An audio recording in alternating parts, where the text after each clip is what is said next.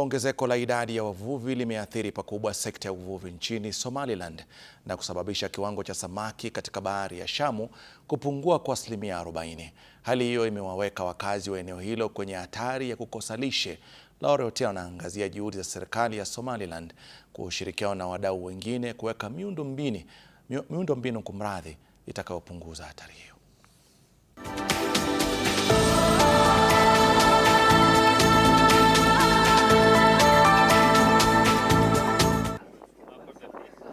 Asubuhi katika bahari ya Shamu, upepo unavuma.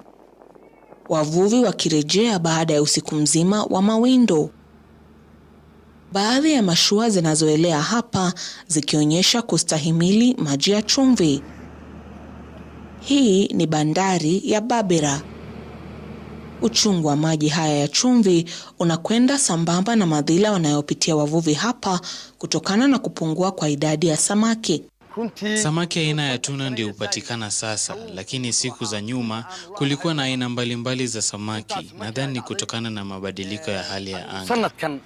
Mimi ni mmoja kati ya wanawake wanaovua katika bahari Shamu.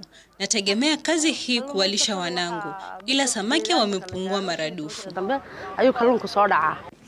Takwimu za mwaka 2022 zinaashiria kuwa zaidi ya watu milioni 1 nchini Somaliland wameathirika na ukame.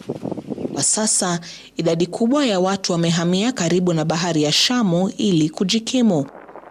Na kwa maana mtu akikosa la mbwa, hata la mbwa huamwa, uvuvi umekuwa njia pekee ya kupata chakula. Wengi wanategemea uvuvi kwani ni njia bora zaidi ya kupata lishe na mapato.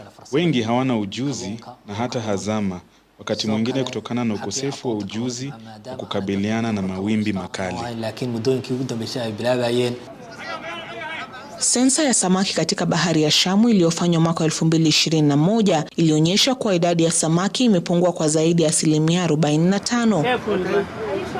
Huku utabiri wa hali ya anga ukionyesha kuwa viwango vya chini vya mvua bado vitashuhudiwa. Hali hiyo imeifanya serikali ya Somaliland na washirika wake kutafuta namna. Wakazi hapa wamepoteza mifugo zaidi ya milioni 2. Vilevile, mazao yote pia yaliharibika mashambani kutokana na ukame. Kwa sasa, tunahitaji usaidizi sio tu wa chakula cha msaada, bali pia jinsi ya kuchunga rasilimali tulizo nazo ili kuwafaidi wananchi. Which develop the capacity of the local government to generate resources, do their planning, development planning, and implement them. The more capacity they have on local governance, transparency, accountability, the better they can respond to the climate crisis. Kwa sasa, mawimbi kutoka bahari ya Shamu yanazidi kuwa makali.